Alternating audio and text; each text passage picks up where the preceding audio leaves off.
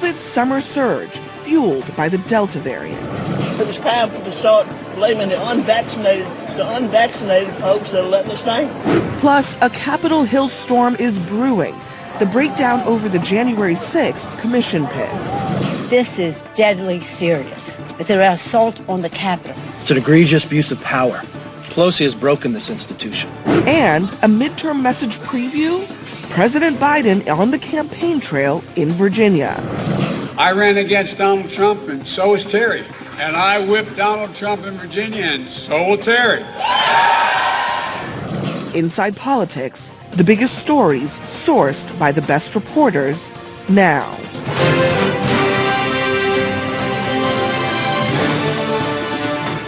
Good morning and welcome to Inside Politics Sunday. I'm Abby Phillip. President Joe Biden campaigned on uniting the country, but two issues are still dividing America: the coronavirus pandemic and the 2020 election and its aftermath. The special House committee investigating the attack on the Capitol on January 6th will hold its first hearing this Tuesday, but that is not without drama.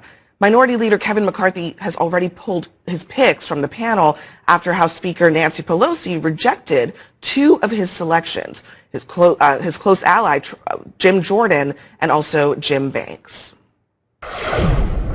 With respect for the integrity of the investigation, with concern that the American people want to know the truth, and in light of statements and actions taken by them, I could not appoint them. Pelosi has created a sham process. No committee in Congress will work if one person is picking all who can serve. Still, at least one Republican will serve on the committee, Congresswoman Liz Cheney. The Speaker picked her and may also appoint a second anti-Trump Republican, Congressman Adam Kinzinger. Joining me now with their reporting and their insights, Lisa Lehrer of the New York Times, NPR's Asma Khalid, CNN's Melanie Zanona, and Sungmin Kim of the Washington Post. So for Kevin McCarthy, he has decided that this is not something that he is going to participate in altogether. What's the politics here? What's the play? And will this potentially backfire? Well, the whole process that Kevin McCarthy is trying to do right now is, in the eyes of the public, trying to delegitimize this process, which is why he's calling the process sham, putting all the blame on House Speaker Nancy Pelosi. But the thing to remember is, for all of what Kevin McCarthy is saying in terms of criticizing Speaker Pelosi's decision to pull these two Republicans off the panel, he had an opportunity, the Republican Party had an opportunity to make this a very even process in terms of a split commission, split down the middle, party by party, in terms of a limited scope and a limited timetable. You know, Republicans, particularly Republicans in the Senate, rejected that process. So Republicans should have known that some sort of an investigative panel was coming, but yet they decided to go down this path and to try to delegitimize it altogether. Yeah, I mean, they had a chance, like you said, to make this pretty much even Steven, getting everything that they wanted, and they rejected it. Meanwhile, Pelosi is trying to bring some bipartisanship into the committee regardless. But this is coming just days before this first hearing in which we're going to hear from some Capitol Police officers who are part of the January 6th Commission, but also from some Metropolitan Police officers who are part of that commission. What can we expect on Tuesday? I asked Liz Cheney, what are you trying to get out of this hearing? And they said, obviously, we want to hear from these brave officers. This firsthand experience is probably going to be very powerful testimony. They're also planning on playing video footage to go alongside it, some of the body-worn camera footage. But also, Cheney made the point, they want to put facts on the table, and they want to counter the whitewash that's going on within the Republican Party. So they will eventually get to investigating why this happened, but right now they are just trying to establish what happened, and it's very important for the historical record. But this is going to be not, if they're looking to counter what's happening in the Republican Party, it's hard to see how this ends up being the process that does that, it's able to do that. I spent a lot of time interviewing Republican voters. I was listening to focus groups of Republican voters last week, the week before, and what you hear from these Republican voters is a sense that this attack wasn't really all that bad, that it was just a protest. Like, this revisionist history has really seeped and infiltrated the party. We have some of the quotes from this focus group that you were a part of. I mean, one voter says it was 100% orchestrated by Antifa and the left. Another says, I think it goes to George Soros and all the people in the government that are bought and paid for by the deep state. A third voter says it wasn't an insurrection. Washington, D.C. on January 6th was a protest. I mean, how do you even begin to address that? Well, certainly that comes from a lot of what they're hearing on conservative media or not hearing. Like, we know conservative media covers this incident less than, is happening here on CNN or other cable news or other news outlets. Some of it is coming from what they're hearing from most Republican leaders, with Representative Cheney being the exception. But I think it is really hard to counter that. And I think if what the country needs, one could argue, is a thorough investigation both of the security failures and of the role the former president and other politicians played in this event, it's hard to see how any outcome that comes out of this committee is broadly accepted by the American public, certainly by one half of it. That is why Speaker Pelosi not only added Cheney, she's also considering adding Adam Kinzinger, another Republican. I also reported this week that they're potentially adding a Republican advisor to work behind the scenes. So while Democrats do feel comfortable with the decision to veto Jim Banks and Jim Jordan, they also want to shore up the credibility as much as possible. I guess my question is, who is that credibility for at this point? Because to Lisa's point, I mean, there is a chunk of the Republican Party that did, we all witnessed, I would say, what happened. And so there's, footage of exactly what happened, and people are still seeing different realities, even based on the fact that we all have video footage, more or less, and we've seen video footage of what transpired. Yeah, I mean, to that point, not that we want to dwell on this, but last night, the former president was in Arizona, and he basically told, that crowd that there is no moving on from the election conspiracies and the January 6th conspiracies, frankly. And they say, well, sir, we have to get on to the future. Let me tell you, you're not going to have a future. First of all, our nation is being destroyed, but you're not going to have a future in 22 or 24 if you don't find out how they cheated. That sound you hear is Republicans being like, great. Like this again?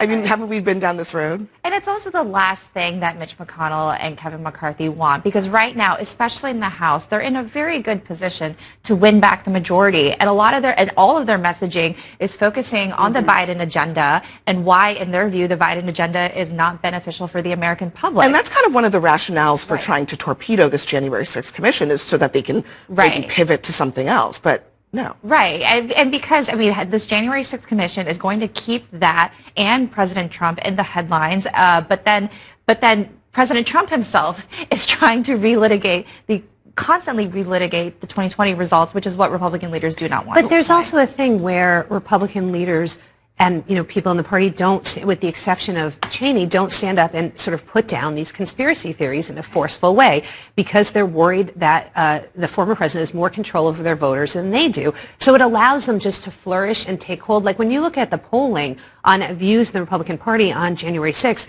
people have become more skeptical of it. Right? So there was an opportunity there for the party to sort of push out a different message, but that would involve standing up and really saying no to conservative media, to some fringe elements in the party. And instead, we've seen again and again, they let those fringe elements take over. And saying no even to some of these Republican establishment groups. Interestingly, you mentioned Liz Cheney. She's been one of the only people really willing to stand up. She sharply criticized McCarthy this week. And the tension is building. The Club for Growth put out this ad this week about Cheney. She sided with Nancy Pelosi and attacked President Trump when he was in office. She supported impeachment, and she continues to attack President Trump today. Hillary Clinton? No. Liz Cheney. Yes, you can believe your eyes. They are really comparing Hillary Clinton and Liz Cheney. Liberal Liz Cheney, How bad is it for her right now? Look, I did some reporting on this last week. There was some discussion of whether Republicans in the House were going to punish her in some way, like kicking her off of House Armed Services or expelling her from the entire GOP conference entirely.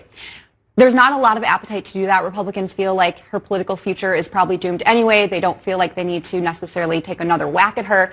But at the same time, you are seeing efforts to try to chip away at her credibility any way possible because they know she is so instrumental to Pelosi's strategy here with the select committee of adding her and making this a bipartisan, credible investigation. Yeah, I mean, lots of questions about her political future, but no matter what, she is not backing down from this fight with Kevin McCarthy at all. But we'll have more coming up. Next for us, though, President Biden insists that he can get bipartisan things done. This week, though, may be his last chance to prove it. 6 months into his presidency, Joe Biden says he's still convinced that he's uniquely capable of bringing Washington together.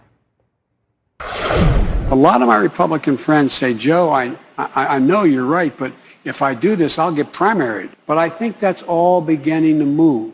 I don't mean overnight. Don't get me wrong. I'm not playing out some panacea here. I think you're beginning to see some of the, and by Democrats as well, sort of the venom sort of leak out of a lot of it. But let's be honest, so far there is not a whole lot of evidence that he's right. I mean, look no further than the breakdown of the January 6th committee. And on his $1 trillion infrastructure plan, bipartisan negotiations seem to be teetering on the edge. Senate negotiators say that they are almost there and that these next few days will be their final shot. So, I mean, this is their last chance, potentially, Melanie, for them to get this done. What are the prospects as we sit here on a Sunday morning? I feel like we say this every week, but this is a make or break moment for the infrastructure bills, right? So look, they have been working through the weekend. They're trying to nail down these final details. I mean, there's still a lot of challenges and road bumps that could bump up. And all of this is also creating the bipartisan bill is holding up the bigger budget reconciliation bill, because once they pass that, they are locked into that price tag. And so if the bipartisan deal falls apart, they're going to want to stick some of that into the larger partisan bill.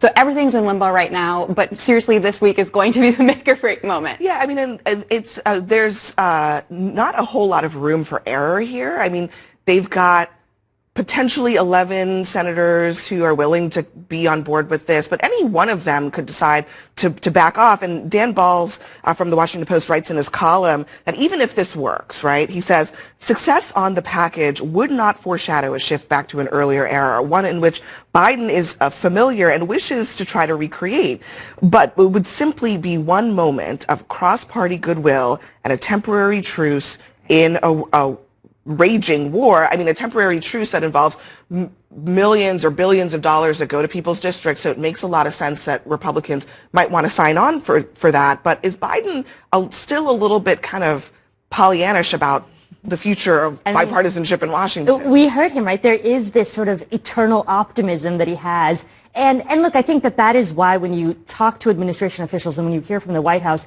there is such a conviction that this bipartisan deal does need to occur. And I would say that that's not so much about the specifics. I know people will ask, what are red lines for this White House? I don't know that there really are red lines. I think the red line for them is that some bipartisan deal makes it through, because the specifics, frankly, say transit doesn't make it. That'll go in the separate partisan deal. Anything that doesn't make it in this bipartisan deal, they can throw into the reconciliation bill. But he wants to prove to the American public that, look, I promised you that folks in a 21st century Washington, Democrats and Republicans, can get something done.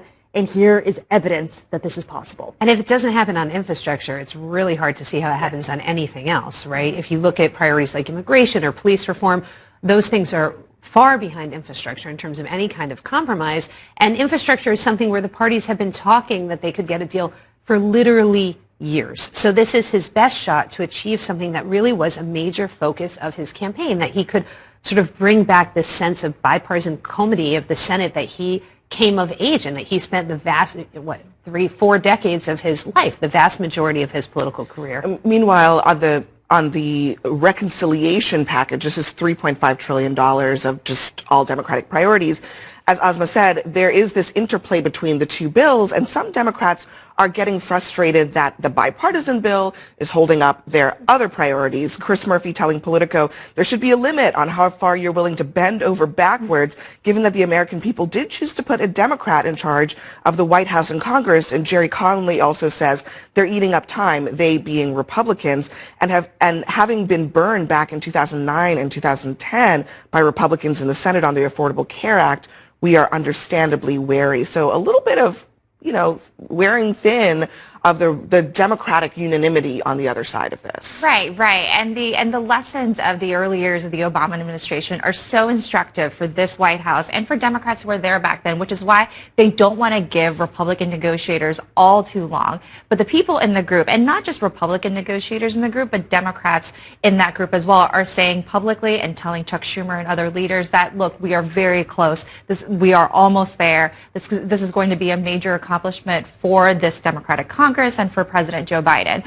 At the same time, though, certainly a lot of impatience bubbling up with this $3.5 trillion package that is led by Bernie Sanders and is going to just encompass all of the party's priorities. I mean, we're talking about expanded Medicare coverage, include dental and vision coverage. We're talking about potentially immigration. There's so many things in this, and we have also such a short amount of time. Chuck Schumer wants to get not only the bipartisan package passed in the Senate, but also this $3.5 trillion blueprint before the August recess begins. That's in the next 2 weeks. Probably not going to happen, but we'll see. And then there's also the issue of the debt ceiling that needs to be raised. And government funding. And government funding. But Republicans are basically saying we are going to draw a bright line on the debt ceiling. And unlike the last 4 years, they are going to go ahead and try to make this a political issue. Here's Chuck Schumer's response to that. The leader's statements on debt ceiling are shameless, cynical, and totally political. This debt is Trump debt. It's COVID debt. Leader McConnell should not be playing political games with the full faith and credit of the United States. Americans pay their debts. So how much of a political potential bomb does this throw into all these well-laid plans for the next few months? Right. Well, Republicans have rediscovered their love for fiscal conservatism now that Joe Biden is back in the White House, it seems. But no, this is a challenge for Democratic leaders because they are trying to juggle the infrastructure bills. There's going to be the debt ceiling, the must-pass government funding bills, and it's all potentially going to be coming together at the same time. So this is a potential bomb for them. It's unclear whether they are going to include the debt ceiling in a reconciliation package. There was some discussion taking of that. It off the table for McConnell to use it as a political. Right. And Mitch McConnell has said, if you're going to pass, we're not putting up the vote, so you might as well put it in the reconciliation bill. But, there's also a timing question because they don't know whether they're going to be able to pass that reconciliation bill in time for when the extraordinary measures would run out. Okay, well, enjoy the rest of your summer. This is going to be lack thereof. Coming up for us, who is to blame for this summer's COVID surge? Americans were hoping that this summer would mark the end of this pandemic, but instead, we are on the verge of another summer surge. New cases have quadrupled this month, averaging more than 50,000 a day for the first time since April. And if you are vaccinated, your risk of being hospitalized and dying is still extremely low, but 40% of adults in America aren't, and neither is anyone under the age of 12, and their risk has never been higher than before. This virus has no incentive to let up, and it remains in search of the next vulnerable person to infect. Whether you are vaccinated or not, please know we together are not out of the woods yet. And there is growing frustration, even among Republicans, about the millions of Americans who refuse to get a shot. But it's time to start blaming the unvaccinated folks, not the regular folks. It's the unvaccinated folks that are letting us down.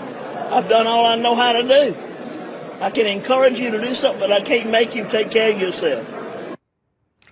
CNN medical analyst Dr. Jonathan Reiner is joining the conversation, and I got to say, I feel the frustration. We think we all do, that we thought we were out of the woods and we're not. I mean, what is your response to Republican governors like Kay Ivey saying it bluntly, get vaccinated? Well, what I really like that Governor Ivey said was she characterized the vaccinated as the regular folks. Right. And now the unvaccinated are clearly the irregular folks. But what I didn't appreciate is her basically throwing her hands up in the air and saying, well, I've done all that I can do. She vetoed a bill in Alabama that would have allowed for vaccine passports. As governor, she could mandate that all state workers get vaccinated. There's a lot that she can do to set the tone in her state, so I don't think that she's helpless. Yeah. But it is very frustrating right now. And that is true, I think, in a lot of red states in this country.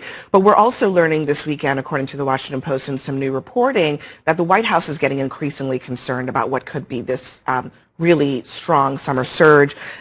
They write, officials are now looking at models that predict anywhere from a few thousand new COVID cases to more than 200,000 every day in the fall. One new forecast also estimates that the United States could see 3 times the number of daily deaths from the coronavirus by October compared to now. I mean, Dr. Reiner, is that real? I mean, real life that we could be facing these kinds of numbers again?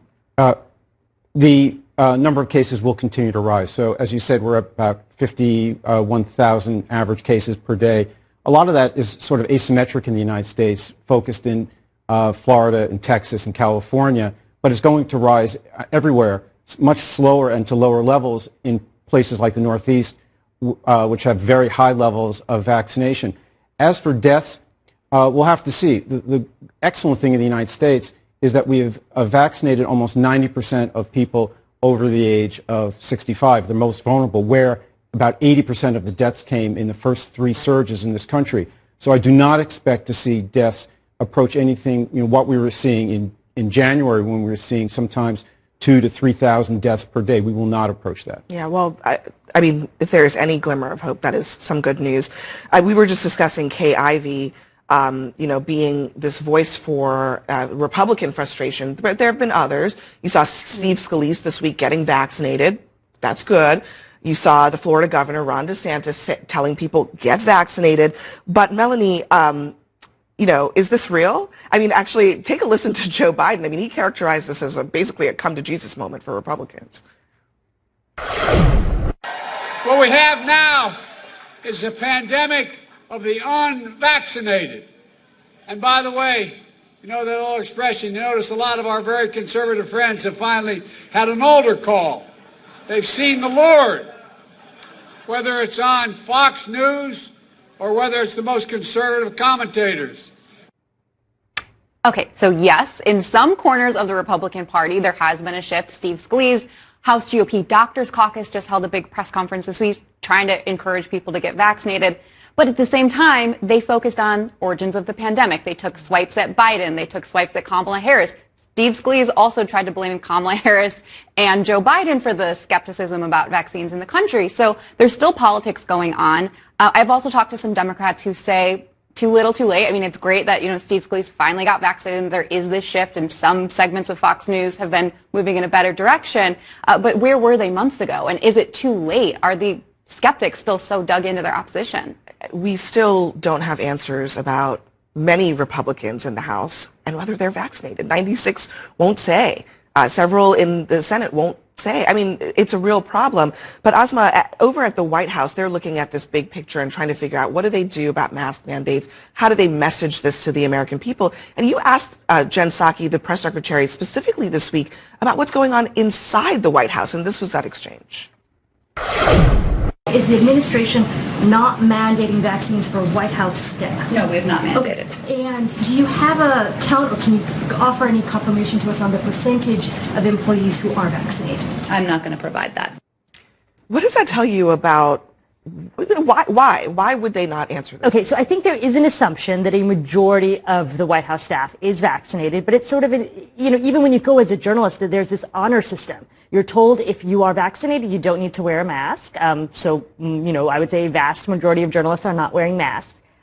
But in her response, look, I interpret it a sort of political reason and why they are not willing to engage on this question. What I ask is whether or not there's a mandate for White House staff, and I think this administration is extremely reluctant to go anywhere near that word mandate. It has become a very political football, right? And so anytime they are asked questions about mandates, they will throw it back to private companies. Individual corporations can decide what they want to do. But look, I was struck by the fact that they could, you would think in theory, mandate what, folks are doing within the White House. But my contacts have told me that while there's no official mandate for vaccination at the White House, if you will be in contact with the president or any of the principals, you must be vaccinated. Right. So that's the unwritten law at the White House. And as for Congress, the vast majority of those 97 or so members who will not disclose their vaccine status have indeed been vaccinated. They just will not tell their constituents. So politics again. But, Politics, you know, yeah. it's a political question, this question of mandates that the White House may not be able to continue to avoid if the numbers increase. And the reality is, even though we know that the unvaccinated population is a higher percentage of them are Republicans and are in counties that former President Trump won, this is still, if the numbers get worse, this is a political problem that the Biden administration will still own. It doesn't matter who is getting sick. It will fall on their heads. Dr. Reiner, I want to get your thoughts on one deliberation that is happening within the federal government about booster shots. Some thinking maybe that people 65 and older might need the shot and people who are immunocompromised might need a third shot if they got one of the mRNAs. Where do you think they should come down on this? Well, first of all, I think we should be hearing about this from the CDC, not from Pfizer. It seems like all of the information we're getting is coming from Albert Bourla, not Rochelle Walensky. So I want to hear this from the CDC. Look, most of us have expected that at some point we would get booster shots. Pfizer is moving ahead with a plan to apply for approval for booster shots because their 6-month data seems to suggest that efficacy for their vaccine drops from about 95% down to about 84%. So they're seeing some sort of mild, waning of effectiveness. I expect that we will start boosting people who are immunocompromised because when you measure their antibody response, many of those folks don't have much. And then maybe moving into the elderly who have the most to lose from reinfection. Yeah. So we'll be on the lookout for all of that. Dr. Reiner, thanks for joining us for this. And coming up next, he is not on the ballot, but Democrats are still running against Donald Trump in a key governor's race. It is an off year, but Democrats will face their first real electoral test this November as voters in New Jersey and Virginia choose their next governor. Both states have a history of electing someone who is from the opposite party of the person in the White House. In 2009, voters picked Republicans to lead their states just a year after Barack Obama won both.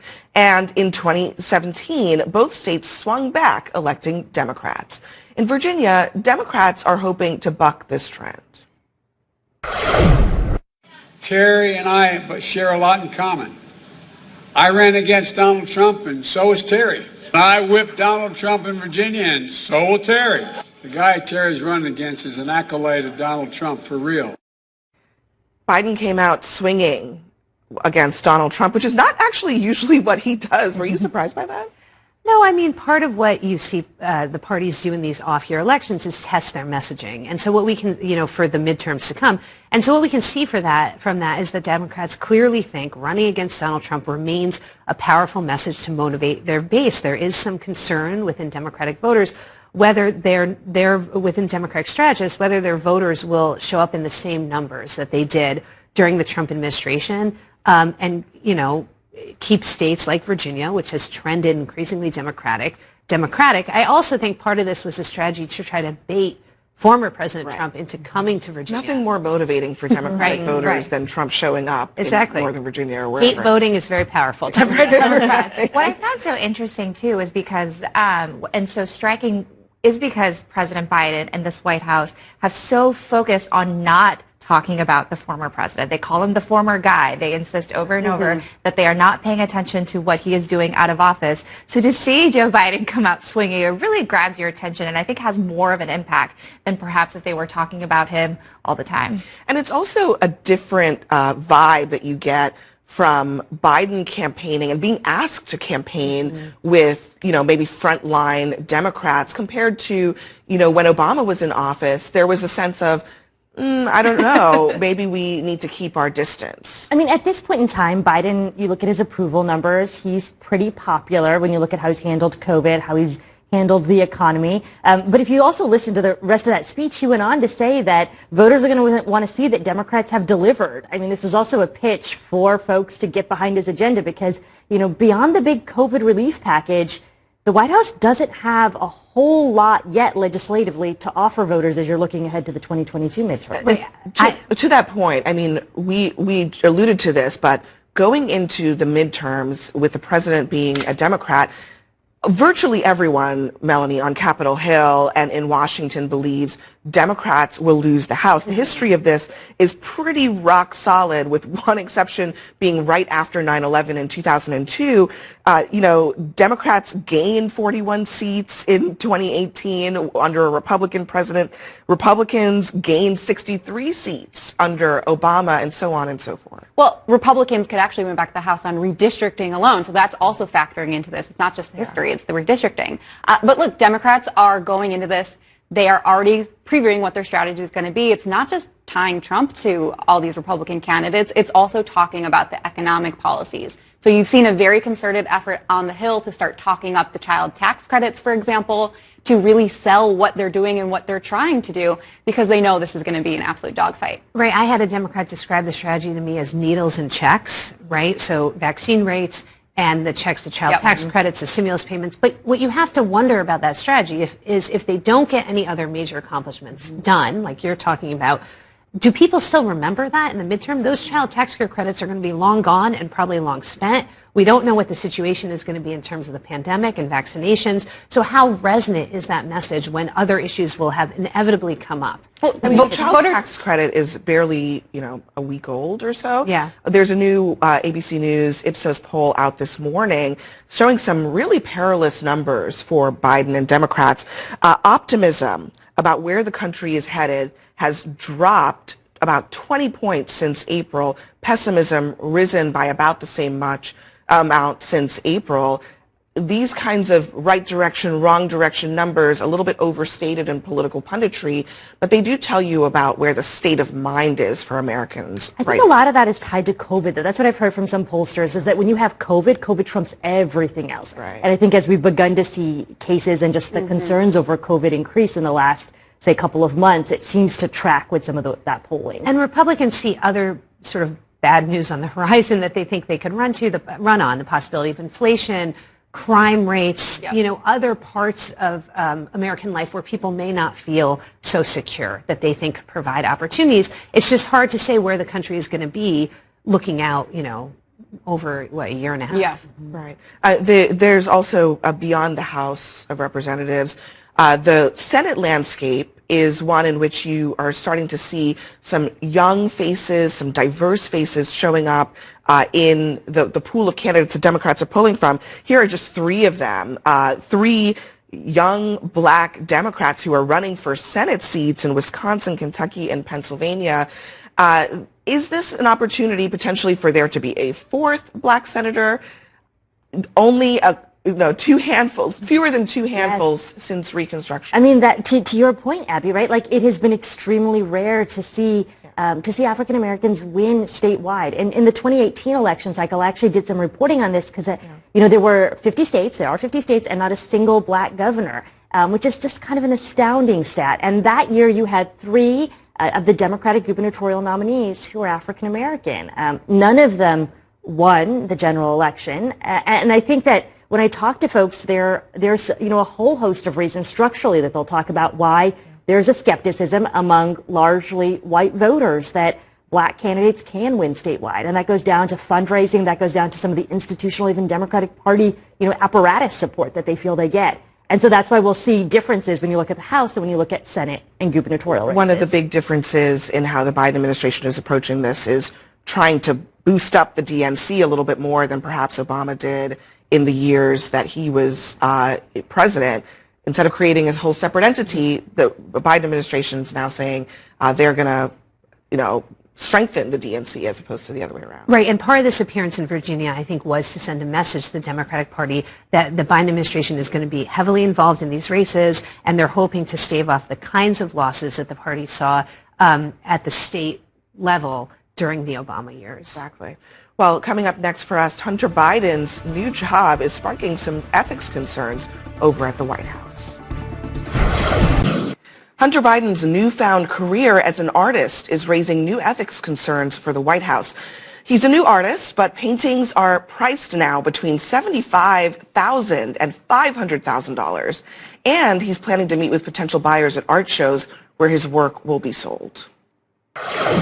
He is attending gallery events that had been prior planned and announced. There could be prospective buyers there. He's not, those discussions will be happening with the gallerists, but that is different than meeting with prospective buyers. He will not know, we will not know who purchases his art. The question is, can you find anyone other than a president's son who showed up on the scene and started selling for the cost of a house and a half? Ideally, Hunter Biden wouldn't be doing this because it sure looks like profiting off the presidency. So I am not an art critic. I don't know anything about art, but these people do. One Pulitzer Prize-winning art critic says that he thinks that Hunter Biden's art is kind of like a cafe painter. He says you wouldn't, unless you were related to the artist, spent more than $1,000 on it. But then another art critic who actually likes Hunter Biden's work also says this: anybody who buys it would be guaranteed instant profit. He's the president's son. So obviously this is a problem, an ethical problem, one of optics, but also just from a practical perspective. Why even do this? I mean, the White House has been trying to defend this decision, saying that it is a blind sale, and that's how these transactions are going to occur. But, you know, look, I think that the ethical conundrum isn't just whether or not this is a blind sale. It's the fact that Democrats for the past few years ripped into the Trump family for trying to profit off of the Trump name. I mean, you think of Ivanka Trump and her fashion line that was shut down. And now I think Democrats are in this conundrum of trying to, say, defend what Hunter Biden is doing when they've spent the past few years very much criticizing former President Trump for profiting off of that family name. To that point, I mean, here is just a taste of the headlines over the last few years about the Trump family. You know, Don and Ivanka have profited off their dad's presidency. The Trump children taken millions overseas as the president slams Biden's son, and plotting the future, Trump's kids even look to profit from their father's fallen legacy. But just because they did it, does that mean that you get to do it too? Also, how much do we want to bet Republicans are going to investigate this art deal if they win back the majority, right? Like, this is a huge optics problem and ethics problem, and making it more challenging is that it is art and the value is assigned. I mean, that's why you have critics saying different things. And so, obviously, the White House is trying to get some sort of wrap around this. They try to come up with an arrangement that could make it look a little bit better, but, you know, they're worried about it. And there is a model, right, for doing it differently. Like, if you look at former President Bush, he is an artist. Granted, it's not a perfect comparison. He's the former president. He painted and he donated the proceeds of those paintings to his nonprofit, right? So there are other ways in which he could be an artist, be a professional artist, and that wouldn't necessarily, you know, might have an easier time through, like, ethics regulations. But for Biden, you know, Hunter, this is his son, obviously.